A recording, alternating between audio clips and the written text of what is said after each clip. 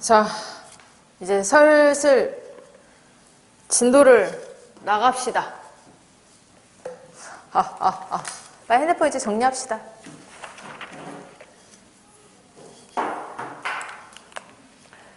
이 지난주 그래 시험 보느라 다 수고 많으셨고요. 여기 그거 카카오 플러스에다가 몇 점 나오셨는지 올려주세요. 국어 시험 결과. 그리고 우리 오늘 1회를 우리 이번 주는 숙제를 안 냈어. 그치? 그래서 우리 10-1 할까요? 원래 숙제를 보통 우리 모의고사를 숙제를 했잖아? 근데 지난주에 이제 시험 끝나고 너무 또 부담되니까 일단은 오늘 바로 보려고요. 다음 주는 정상적으로 또 할 거예요. 우리 어디 갈 거냐면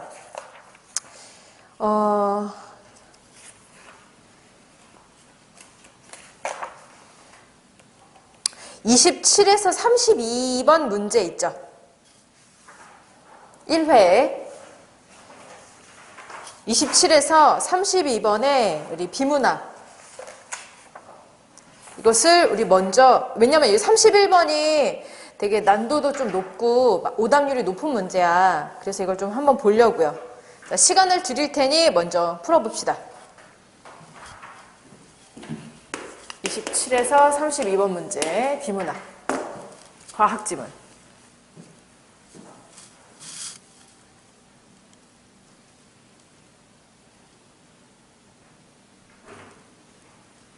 안녕하십니까. 네.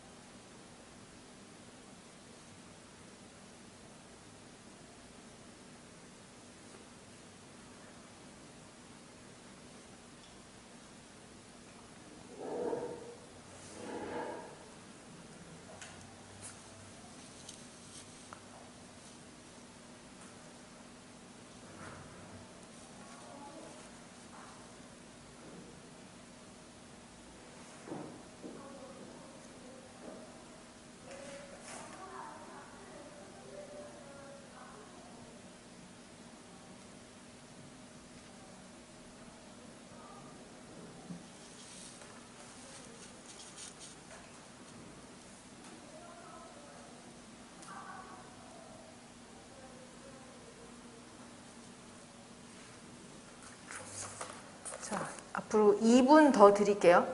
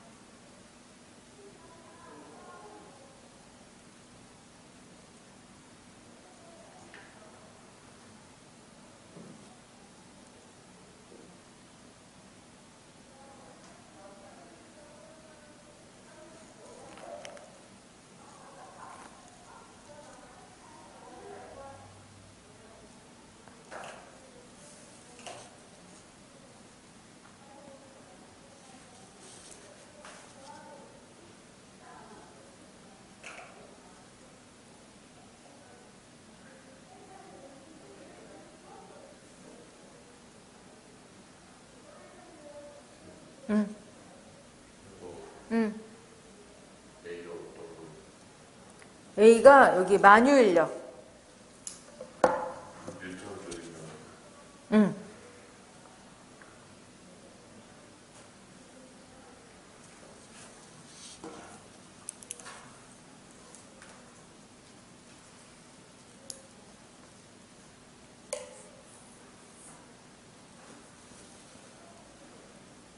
자, 같이 볼까요? 이게 수능에 나왔던 지문이야. 이게 시험에 나왔을 때 당황하지 마시라고. 자, 이 글은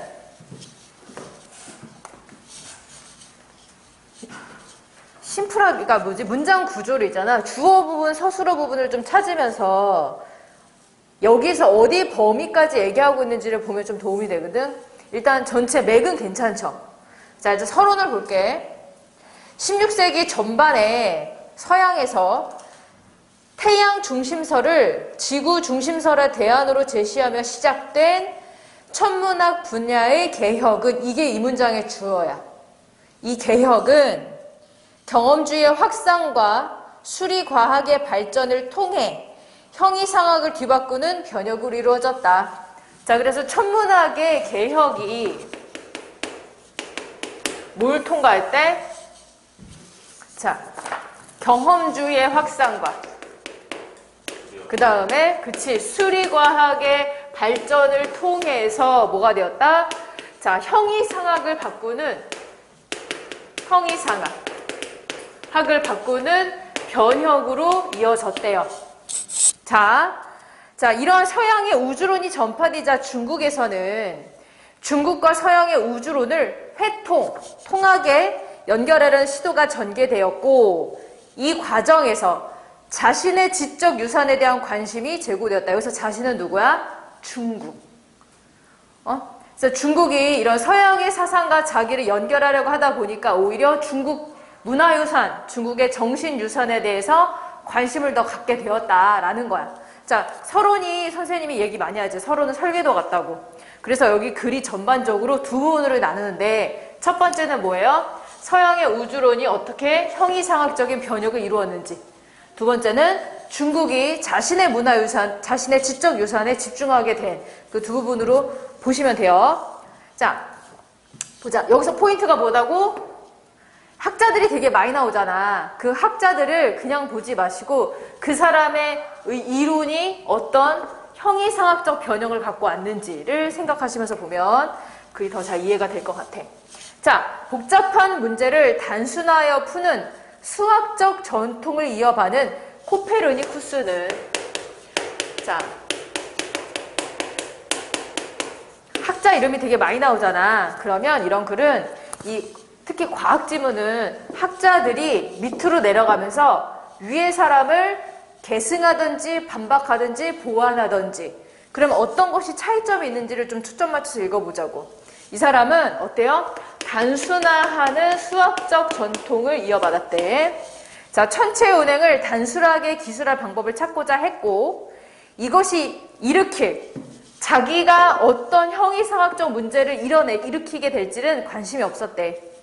자, 그 이전에 고대의 아리스토텔레스와 프롤레마이오스는 우주의 중심에 고정되어 움직이지 않는 지구의 주위를 달, 태양, 다른 행성들의 천구들과 항성들이 붙어있는 항성 천구가 회전한다는 지구 중심설을 내세웠었대.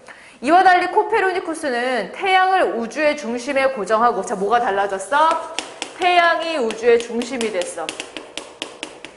자, 그 주위를 지구를 비롯한 행성들이 공전하며 지구가 자전하는 우주 모형을 만들었다.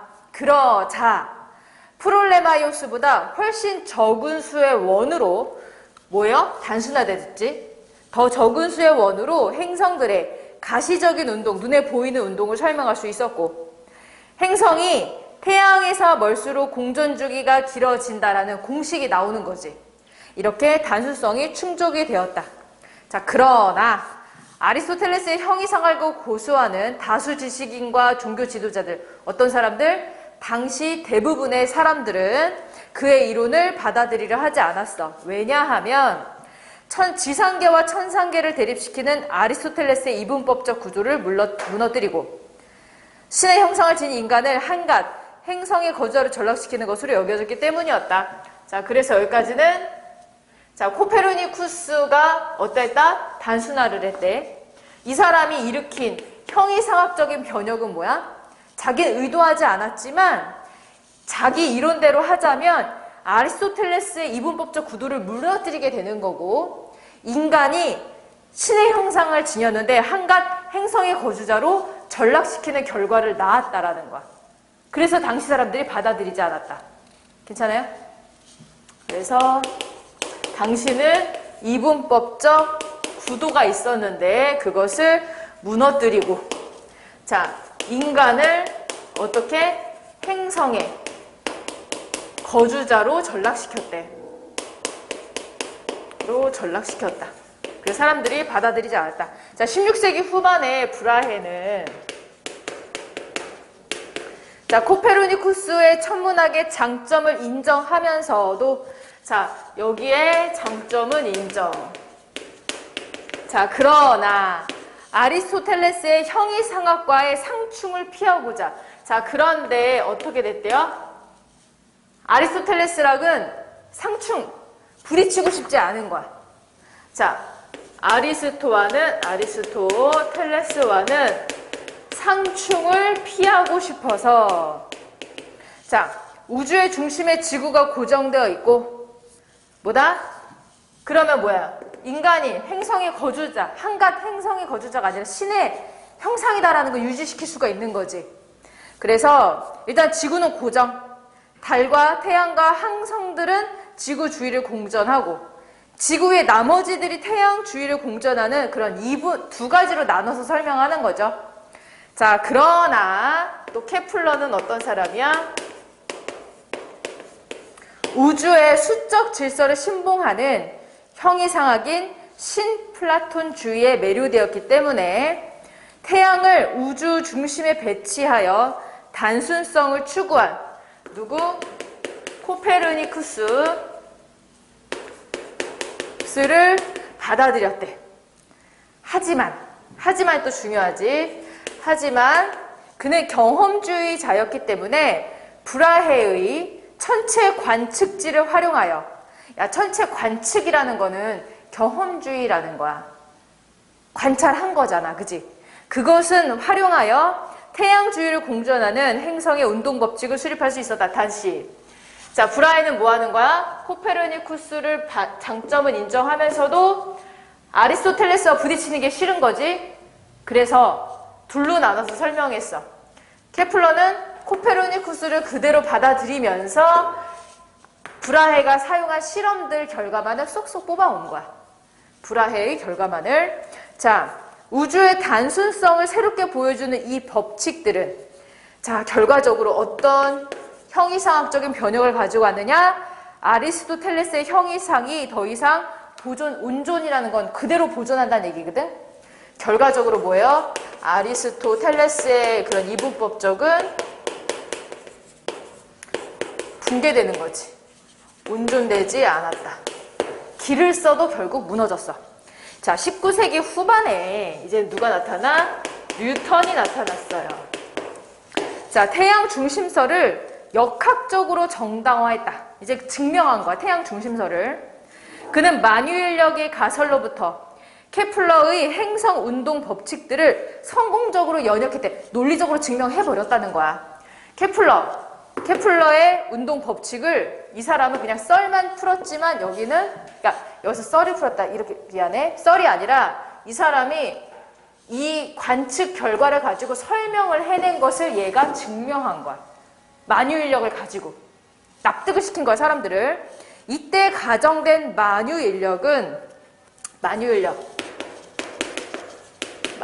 뭐냐? 자, 두 질점이 서로 당기는 힘으로, 질점이 뭐예요? 크기가 없고 질량이 모여있다고 보는 이론상의 문제. 실제로 존재하는 물체야? 아니야. 그냥 사람들이 가정해 보는 거야. 자, 그 크기는, 자, 이 만유인력은, 얘들아 봐봐. 여기서 그 크기는 했어. 그럼 그가 뭐야? 만유인력이지. 오케이? 자, 만유인력의 크기는, 자, 두 질점의 질량의 곱에 비례하고, 자, 두 질점 질량. 에이, 이렇게 하지 말자. 우리 두 질점을 하나는 A라고 B라고 할까? 그러면 질량 A와 질량 B의 곱에 비례하고, 또 거리의 제곱에 반비례한다. 두 개의 거리, A와 B의 거리에 반비례한다. 우리 이런 공식이 나올 수 있겠지요. 이 문장을 가지고. 지구를 포함하는 천체들의 밀도가 균질하거나 구대칭을 이루는 구라면 천체들이야, 별들이. 자, 천체가 그 천체 밖 어떤 질점을 당기는 만유인력은, 자, 어떤 천체가 있어. 천체 밖에 어떤 질점을 잡아당기는 만유인력은 그 천체를 잘게 나눈 부피 요소들 각각이 얘를, 봐봐, 부피 요소들이 있지. 얘가 얘를 당기는 힘, 얘가 얘를 당기는 힘, 얘가 얘를 당기는 힘을 다 합친 게 이 행성이 얘를 잡아당기는 거랑 같대. 됐어? 그 말이야. 자, 천체를 잘게 나눈 부피 요소들. 자, 부피 요소가 여기 뭐라고 설명이 돼 있어? 천체를 잘게 나누었대. 우리 여기 이 천체를 잘게 나누면 하나하나의 부피 요소가 되는데, 이 부피 요소들이 각각이 이 외부의 어떤 질점을 잡아당기는 힘을 다 더하면 그게 뭐다? 이 천체가 잡아당기는 만유인력이 된다는 거야. 괜찮아요? 예를 들어서 달이 나를 잡아당겨. 그러면은 달에 구성하는 그 점들 하나하나가 나를 잡아당기는 거에 총합이라는 거야. 또한 여기에서, 자, 지구보다 질량이 큰 태양과 지구가 서로 당기는 만유인력이 서로 같음을 증명할 수 있다. 자, 두 번째. 그래서 여기서는 만유인력에 대한 설명을 두 가지라고 있어. 첫 번째는 천체 밖 질점에 관한, 질점을 당기는 만유인력. 자, 천체 밖에 다른 질점을 잡아당기는 만유인력에 대해서 계산을 하는 것을 알려주고, 두 번째는 지구보다 질량이 큰 태양이 서로 당기는 만유인력이 같대요. 뉴턴이 이 원리를 적용하여 달의 공정 궤도와 사과의 낙하 운동 등에 관한 실제 측정한 값을 연역함으로써 만유인력이 실제 존재한다고 증명했대. 자, 그럼 여기까지는 뭐 하는 거예요? 서론에 나와 있지? 자, 태양 중심설을 지구 중심설의 대안으로 제시하며 천문학의 변화가 일어났는데 그 변화는 결국 뭘 가져왔다? 형이상학을 뒤바꿨다. 사람들의 사고방식을 뒤바꿨대. 자, 그럼 이제 두 번째 뭐 가는 거야? 중국으로 갑시다. 16세기 말부터 중국에 본격 유입된 서양 과학은 청나라 왕조가 1644년 중국의 역법, 달력 있지? 기반으로 서양 천문학 모델과 계산법을 수용한 시헌역을 공식 채택감에 따라, 자, 그럼 시헌역이 뭐라고? 중국의 역법을 기반으로 서양 천문학 모델의 계산법을 받아들인 거래. 시헌역이요. 중국에서 원래 있던 게 아니야. 그러면서 그 위상이 구체화되었다. 그 위상 누구의 위상? 서양 과학의 위상. 오케이? 자, 브라헤와 케플러의 천문이론을 차례대로 수용하여 정확도를 높인 시헌역이 생활 리듬으로 자리 잡았지만 중국 지식인들은 이렇게 생각했대. 서양 과학이 중국 지적 유산에 적절히 연결되지 않으면 아무리 맞는 말이고 효율적이어도 불온하다고, 맞지 않다고 여겼대. 그래서 서양 과학에 매료된 학자들도 어떤 방식으로든 서양 과학과 중국 전통 사이에 적절한 관계 맺음을 통해 이 문제를 해결하고자 한다. 이 문제가 뭐다? 불온한 요소로 여겨지는 문제. 자, 그래서 17세기 후반, 18세기 초 시간의 흐름에 따라 이제 사람들이 나오는데, 자, 볼까요? 자, 17세기 웅명우와 방이진은 어떻게 관계 맺음을 했냐? 중국 고대 문헌에 수록된 우주론에 대해서는 부정적 태도를 유지했대요. 자, 성리학적 기론에 입각하여 실증적인 서양 과학을 재해석한 독창적 이론을 제시하였다. 자, 수성과 금성이 태양주의를 회전한다는 그들의 태양계 학설은 불화의 영향. 그런데 태양의 크기에 대한 서양 천문학 이론의 의문을 제기하고 기와 빛을 결부하여 제시한 광학 이론은 자기들이 만든 거래요.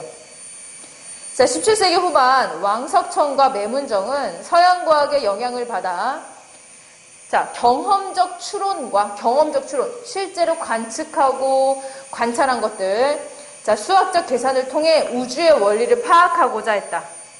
그러면서 서양 과학의 우수한 면은, 자, 뭐라고 설명하는지 봐봐. 중국 고전에 이미 다 있대. 와우.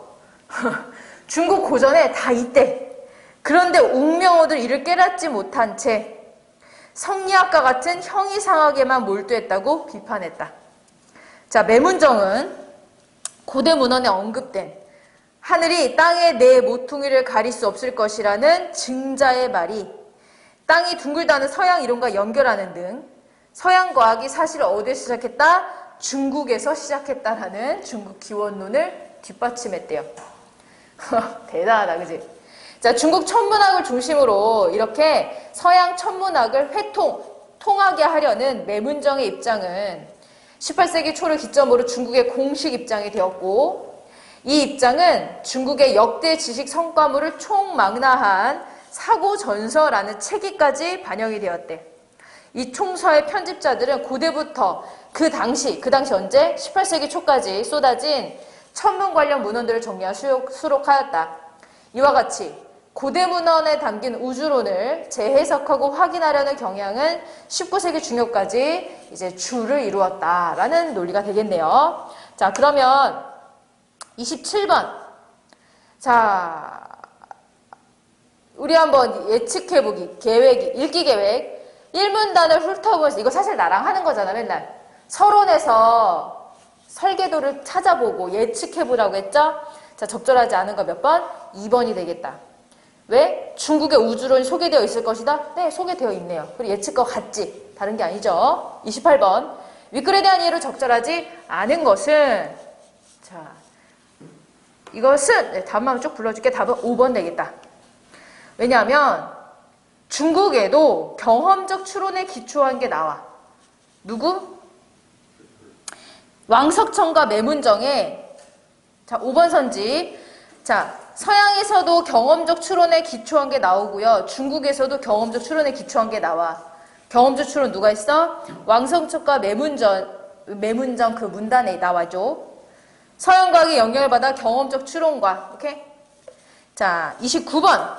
윗글에 나타난 서양의 우주론에 대한 설명으로 가장 적절한 것은, 여기가,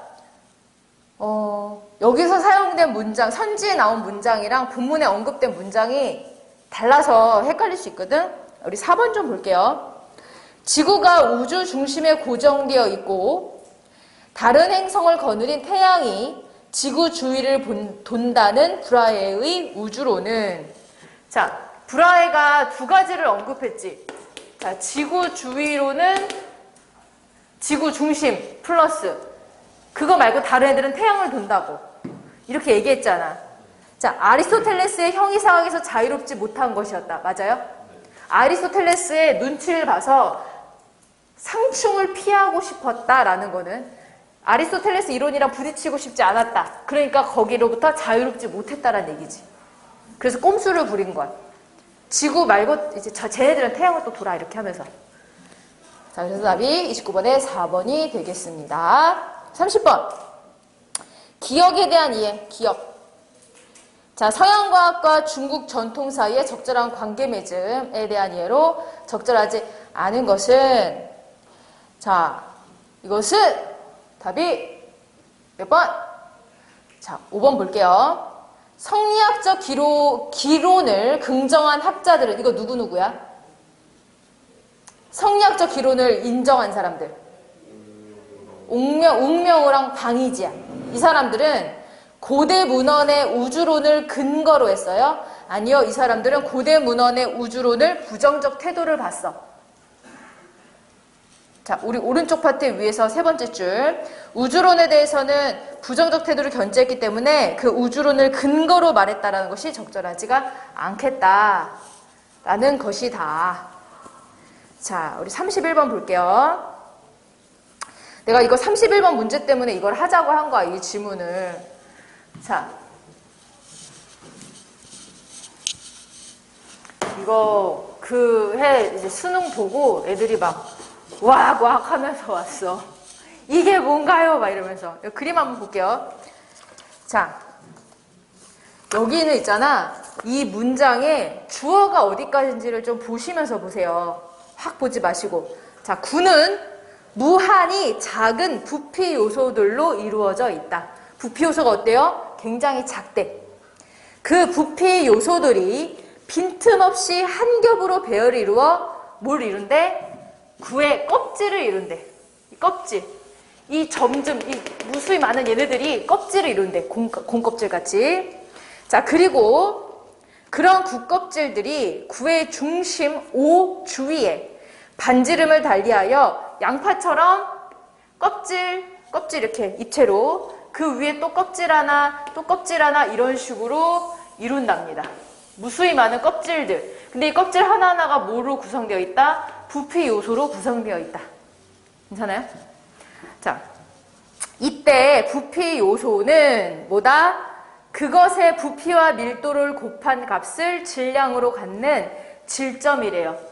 자, 이 부피 요소는 뭐다? 질점인데, 이때 이 질점은 부피와 밀도를 곱한 값이 이 질점의 질량이 된대. 괜찮아요? 질량이 된대. 자, 1번. 얘들아, 1번 거기에서 그래서 뭐에 대한 얘기야? 1번은 구 껍질이 거의 포인트야. 같은 밀도의 부피 요소들이 하나의 구 껍질을 구성하면, 이 하나의 구 껍질, 그 껍질 하나만 봐봐. 이 부피 요소들이 구 외부의 질점 P를 당기는 만유 인력의 총합은, 여기까지가 거래해볼까? 자, 이 껍질들이 이 P를 당기는 만유 인력의 총합은, 자, 그러니까 얘를 당기고, 얘도, 이 점도 얘를 당기고, 이 점도 얘를 당기고, 이 점도 얘를 다 당기겠지. 그걸 싹 다 더하면 뭐가 되느냐? 구 껍질과 동일한 질량을 갖는 질점이 그 구 껍질 중심 O에서 P를 당기는 만유 인력과 같대요. 그러니까 여기 이 안에서 이 껍질이 질량이 있을 거 아니야. 그 질량이 예를 들어서 뭐 10이야. 그러면 여기 중심에서 10인 질점이 당긴다고 가정하는 거랑 똑같다라는 거야. 괜찮냐? 봐봐. 아까 여기 본문에서 뭐랑 선생님 아까 나 공식 괜히 지었네. 자, 거리의 제곱에 반비례한다 그랬잖아. 만유인력은. 그래서 거리가 중요하다고. 여기 잠깐 보세요. 여기 있는 부피 요소랑 이 거리랑 이 끝에 있는 거리가 다르잖아. 괜찮아? 그러니까 9니까 9에서 이 점에서 9를 향하는 거리들이 각각 다 다른데 그것을 총합을 어떻게 계산을 하느냐. 하나하나 계산하지 말고 이 질량이랑 또 이 각각의 부피 요소들을 다 더한 질량이 똑같은 한 가운데 질량이 있는 거랑 생각해 보자는 거야. 그럼 그게 만유인력이래. 그게 이 모든 구에서 당기는. 그 1번은 그래서 구껍질이 포인트. 자, 2번 이렇게 구껍질들이 구를 구성할 때 2번은 뭐다? 구로 가는 거야. 이 껍질 하나 계속 껍질들 다 있을 거 아니야, 뭐가? 자, 이렇게 구껍질들이 구를 구성할 때 이번 포인트가 뭐예요? 구예요. 이 같은 동심의 구껍질들이 피를 당기는 그런 만유인력의 총합이 있겠지. 껍질 1이 당기는 힘, 껍질 2가 당기는 힘, 껍질 3이 당기는 힘 다 더하면 뭐다? 그 구와 동일한 질량을 갖는 질점이 구의 중심 O에서 피를 당기는 만유인력과 같대요. 그래서 만유인력을 이 구가 당기는 만유인력은 어떻게 구한다? 껍질 1의 질량 더하기, 껍질 2의 질량 더하기, 껍질 3의 질량 더하기. 그래서 그 질량이랑 똑같은 애를 여기 중심 거리에서 당기는 힘으로 계산하면 된다. 자, 1, 2에 의하면 밀도가 균질하거나 구대칭인 구를 구성하는 부피 요소들이 피를 당기는 만유인력의 총합은 그러므로 자, 구와 동일한 질량을 갖는 질점이 그 구의 중심 O에서 피를 당기는 만유인력과 같다. 그러므로 무슨 논리인지 알겠냐? 괜찮아요? 넘어가도 돼요? 1번. 자, 밀도가 균질한 하나의 행성을 구성하는 동심의 구껍질들이 같은 두께라면 하나의 구껍질이 태양을 당기는 만유인력은 그 구껍질들의 반지름이 클수록 커지겠군. 왜요?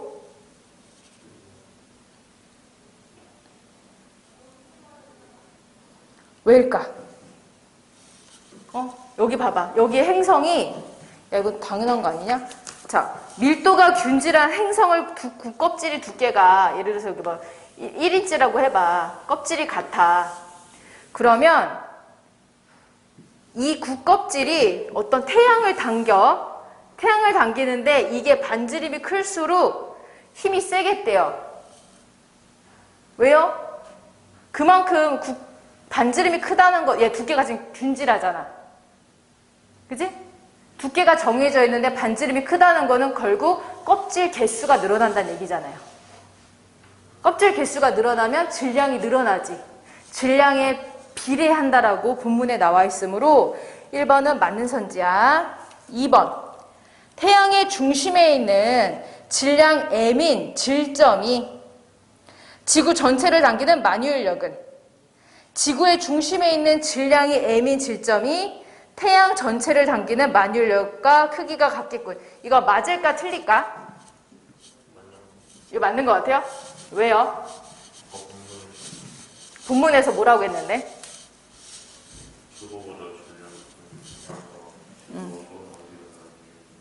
그치. 본문에서는 지구가 태양이 서로 당기는 힘에 대한 얘기를 했잖아.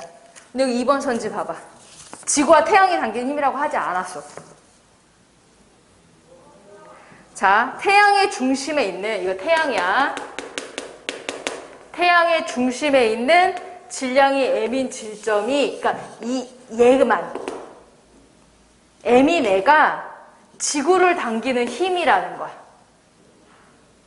지구 더 조그맣게 그려야지. 지구를 당기는 힘. 그리고 지구의 중심이 여기 M인 애가 태양을 당기는 힘이야. 오케이? 야, 그러면 여기 지구의 질량이랑 태양의 질량이 엄연히 다르잖아. 똑같은 M이라는 애가 지구를 당기는 거랑 태양을 당기는 거랑 같을 수가 없겠지. 이거는 지구와 태양이 서로 당기는 게 아니야. 저거 전체로 봤을 때는 같다고. 그렇지. 여기에서 본문에서는 뭐라고 나와 있냐면, 자, 지구보다 질량이 큰 태양과 지구가 당기는 힘이 같다야. 지구 전체가 태양을 당기는 거랑 태양 전체가 지구를 당기는 게 같은 거지. 여기서는 중심이 위치가 지구 중심에 있을 뿐이야. 여기 M이네가 태양을 당겼어. 엄청 큰 애를 당겼잖아. 오케이? 이거 좀 헷갈리지? 근데 좀 생각하면 좀 다른 말인지 알겠지? 태양 자체가 당긴 게 아니라 태양 중심에 있는 M이네가. 그럼 얘랑 얘가 무게가 똑같잖아. 무게가 똑같을 뿐이 똑같은 애가 다른 걸 당기는 거야. 그래서 2번이 적절하지가 않다예요. 자, 몇 번이라 그랬어요? 자, 3번 볼까? 자, 질량이 M인 지구와, 라지 M인 지구와 질량이 스몰 M이 다른 둘의 중심 사이의 거리만큼 떨어져 있으면서 질량 라지 M과 스몰 M인 두 질점 사이의 만유인력과 동일한 크기의 힘으로 서로 당기겠군. 왜요? 거리와 질량이 같으면 변수가 없는 거지. 4번, 태양을 구성하는 하나의 부피 요소와 지구에 작용하는 만유인력은 지구를 구성하는 모든 부피 요소들과 태양의 그 부피 요소 사이에 작용하는 만유인력을 모두 더하면 구해지겠군. 이거 위에 보기에서 나왔지? 다 더하면 된다고요. 5번, 자, 반지름이 라지 R, 질량이 M인 지구와 지구 표면에서 높이 H의 중심이 있는 질량이 M인 구슬 사이의 만유인력은 R 플러스 H의 거리만큼 떨어져 있으면서 질량이 라지 M, 스몰 M인 두 질점 사이의 만유인력과 크기가 같겠군. 여기에서요. 이건 아까 그 구랑 생각해보면 되는데 지구가 여기 반지름이 라지 R이고 무게가 M이야, 질량이. 그리고 표면에서 H만큼 떨어져 있는 질량이 M인 구슬이 있어. 그러면 이 사이의 만유인력은 여기 봐봐. 지구가 얘를 당길 때 어떻게 당겨요? 여기에 있는 모든 부피 요소가 다 얘를 한 번에 당기는 거지. 이렇게 모두게 다 당기는 힘을 합치는 게 지구가 얘를 당기는 힘이라 그랬어. 자, 근데 우리 그렇게 계산하기 힘드니까 뭐라고? 이 중심에 있는 질량이 라지 M이 내가 당기는 걸로 하자라고 했잖아. 그러면 이 중심과 여기 사이의 거리가 뭐예요? R 플러스 H잖아. 그러니까 질량이 M이 내랑 스몰 M이 내가 R 플러스 H 거리만큼 떨어져서 서로 당기는 힘이랑 같다가 되는 거지. 자, 이 문제는 여기까지. 32번, 32번에 2번 되겠습니다. 자, 단어는 굳이 설명을 안 하는 게 낫겠지? 안 하도록 할게요. 자, 오늘 시간이 많이 없구나. 자, 고전 문학을 봅시다. 43에서 45. 일동장유가인데,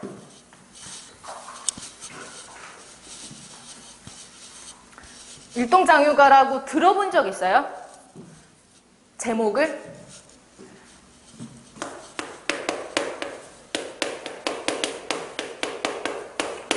우리 자녀들이 가능하면 많은 고전 문학을 보고 수능에 들어가는 게 가장 좋지만 그렇게 힘들 수 있잖아. 혹은 봐도 까먹을 수 있고요. 일단은 제목 정도는 좀 보고 가시고 그동안 자녀들이 그동안 고전 문학을 많이 공부해온 가닥이 있을 거 아니야. 그러니까 적용하는 연습을 해야 돼. 공부 따로 문제 따로 가면 안 돼. 자, 우리 특히 이런 시가를 볼 때 뭘 초점을 맞추라?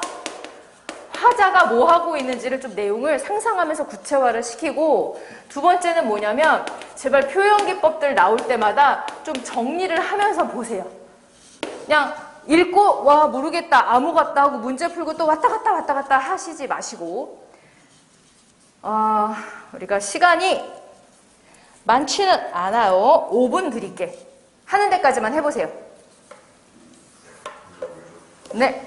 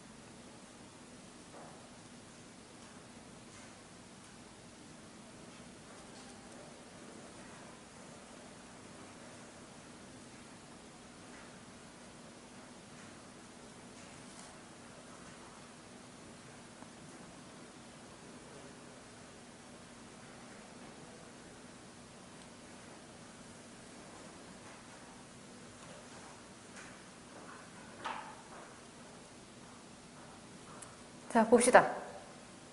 보자. 일동장유가는 일이 일본이야, 일본. 이제 일본을 가면서 이제 보고 들은 이야기예요. 자, 화자가 뭐 하고 있는지, 거기에 대한 정서와 태도는 어떠한지 한번 봅시다. 뱅안에 누워있어 내 신세를 생각하니 가뜩이나 심란한데. 자, 지금 화자가 자기 상황에 대해서 심란하다라고 이제 좀 부정적인 단어를 사용했어. 그랬는데 대풍, 큰 바람이 일어났대. 그런 상황에서 이제 외부적인 것도 변화가 된 거지. 바람이 일어나서 태산 같은 성남 물결 천지에 자욱하니 파도가 엄청 친 거야. 옛날에 이제 배도 얼마나 별로 큰 배가 아니었겠지. 지금 같은 배가 아니니까. 자, 크나큰 만곡주가 나뭇잎 분리이듯 이 배가 나뭇잎 같았대. 얘들아, 이렇게 자연물이 나오잖아요. 그러면 이 자연물이 진짜 나뭇잎이 있는 건지 비운지 상징인지를 보시면 돼. 여기서는 배가, 만곡주가 뭐와 같대요? 나뭇잎 같았대. 뭐다? 나 위태롭다라는 거지.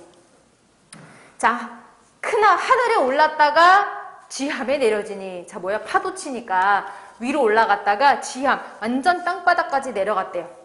12발 쌍 돛대는 차처럼 굽어있고 가지처럼 굽었고 52폭 초석의 돛은 반달처럼 배불렀네. 우리 그 배에 있으면 이렇게 요거 있잖아. 얘가 돛이잖아. 요거 천 같은 게 이게 반달처럼 이렇게 휘었다는 거. 바람이 너무 세갖고. 자, 굵은 우레 잔 벼락은 등 아래에서 진동하고 성난 고래 움직이는 용은 문 속에서 희롱하니. 정말 고래와 용 때문에 이렇게 파도가 친 걸까? 가 아니라 파도를 화류법을 한 거야. 오케이? 아까 내가 표현기법 체크하라 그랬지. 이거 화류법 좀 체크해 주세요. 그래, 100번 양보해서 고래가 나올 수는 있어. 근데 용은 나올 수 없잖아. 그지? 자, 방 속에 요강, 타구, 자빠지고 엎어지면. 자, 이제 화자 어디 갔어? 방 속에 있는 거야. 배 방에. 자, 상하 좌우 배 방에 널은 잎잎이 우는구나. 널빤지 같은 거 있잖아. 천들이 다 우는데요. 소리를 막 낸대. 자, 이윽고 해돋거는 시간이 변화됐어. 해가 떴어. 자, 장관을 하여 보세. 날 보러 올라가자. 일어나 배문을 열고 문설주를 잡고 서서 사면을 돌아보니 어와 장하시고. 장하시고라는 단어는 긍정적이야, 부정적인 거야? 장하다, 긍정적이지. 자, 천지간에 이런 구경 또 있을까? 그러면 여기에서 이 사람이 해가 뜨고 나서 바다를 바라봤을 때 그 풍경이 좋았단 얘기야. 장하단 얘기지. 구만리 우주 속에 큰 물결 뿐이로구나. 와, 이런 거 내가 어디서 보겠니? 라고요. 여기 중략까지는 그래서 무슨 내용이야? 화자가 배를 타고, 심란한 가운데 배를 타고 가다가 큰 파도를 만났다. 밑에 볼게요. 그 중에 전승상이 글 쓰는 모양을 바라보고. 자, 이제 뭐한대? 시적 대상이 누구야? 전승상. 전승상이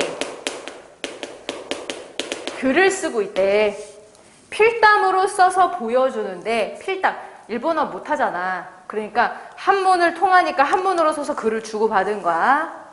자, 전문의 태석 선생. 자, 이 사람의 글의 오프닝인 거야. 전승상이 글을 써서 나에게 보여주었는데 거기 전문 가장 위에 태석 선생 시 짓기가 유명하시더니 선생이. 자, 그러면 여기 태석 선생이 누구야? 맞아. 그렇지, 나지. 그 사람이 나에게 준 편지, 그러니까 글에 태석 선생께 했으니까. 자, 시 짓기가 유명하시더니 선생의 빠른 재주 일생 처음 보았습니다. 엎드려 묻잡나니 야, 정말 귀한 별명 퇴석인 것 같습니다. 까지. 이건 누가 썼다고? 전승상이. 그래서 내가 웃고 써서 보여주되 이렇게 썼대요. 늙고 병든 둔한 글을. 아, 포장이 너무 세니 좀 부끄럽습니다. 라고요. 그래서 자기의 글을 늙고 병든 둔한 글이라고 겸손한 표현을 사용한 거지. 자, 그래서 승산이 다시 쓰되 소국의 천한 선비 세상에 태어나다 장안 구경하였으니 저녁에 죽어도 여한이 없습니다. 라고요. 그럼 여기서 소국은 어느 나라를 말하는 걸까? 그치. 승상이 자기 나라를 말하는 거야. 천안선비 누구야? 바로 전승상, 자기 스스로를 표현하는 거지. 그러면 장안구경 무슨 구경? 시집기. 화자가 글 쓴 그 이전에 뭔가 글을 썼나 봐, 중략 부분에. 자, 어디로 나가더니 또다시 들어와서 아롱보에 보자기에 무엇을 싸고 삼목괴, 그 상자 안에 무엇을 넣어 이마에 손을 얹고 엎드려 나에게 주었대. 자, 받아놓고 그 봉한 걸 열어보니 봉한 위에 쓰였으되 각색 대단 3단이요 43냥 은자로다. 보물이랑 돈을 나한테 주는 거야, 이 사람 선물로. 놀랍고 어이없어. 다시 종이에 써서 보여주되 그대 비록 외국이나 선비의 몸으로서 은하를 갖다 가서 글값을 주려 하니. 그러니까 내가 이 사람에게 글을 써줬는데 그 사람이 답례로 보물을 나에게 준 거야. 그 뜻은 내가 고마우나 이것이 의롭진 않다. 못 받고 도로 주니 아쉬워하지 마세요 라고 했다는 거예요. 오케이? 자, 모든 고전문학을 달달달달 다 외우고, 물론 외워야 돼. 많이 외우고 많이 알고 들어가는 게 너무 중요한데, 그거보다 지금은 자네들이 해야 되는 거 뭐냐면 그동안 배웠던 상식을 자꾸 적용하는 연습을 해야 돼. 머릿속에서 꺼내야 돼. 왜냐하면 고전문학이 비슷한 사상과 비슷한 표현들이 많이 나온단 말이지. 자, 문제 아까 푸셨어요? 자, 문제를 뭐 풀었을 수도 있고 못 풀었을 수도 있지만 한번 볼게요. 1번. 적절하지 않은 것은 43번에 답 말해버리면 1번이야. 동물의 역동성은 나와. 어디? 아까 고래랑 용 나왔잖아. 화류법. 그렇지만 분위기가 긍정적이진 않다. 파도가 더 심해졌다는 얘기니까요. 자, 2번. 거대한 자연물에 비유하여 악화된 기상 상황을 표현했다. 거대한 자연물 뭐?